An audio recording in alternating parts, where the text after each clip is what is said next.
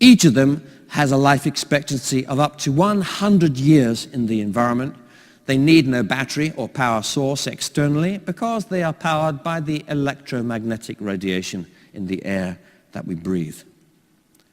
It's a new way of thinking about distribution. It means absolute consistency every time. It means total knowledge, up to 70% reduction in theft losses. Look at these kind of metrics. They are incredible. 40% increase in warehouse efficiencies. That's quite typical of my clients who have used this in the last 18 to 24 months. CK, I think you've been wishing they had RFID technology on your bags. If they had, we would at least know where they were. We'd be able to work out every container, not just the containers, but also to micromanage every cubic meter inside every cardboard box. If you're in the health industry, this kind of technology produces huge benefits in terms of security, counterfeiting, quality control, clinical monitoring. We can go one stage further if you like. We can put them inside the brain.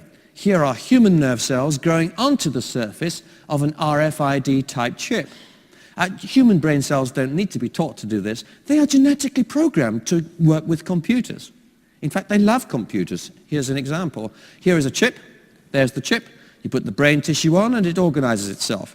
The brain cells work their way in and they start communicating with each other and with the brain of the PC.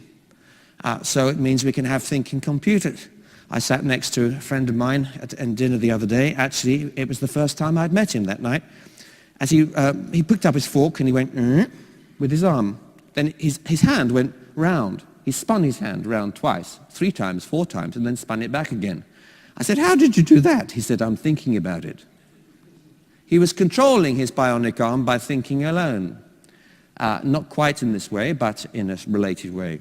Fast, urban, tribal, universal. It's all part of globalization.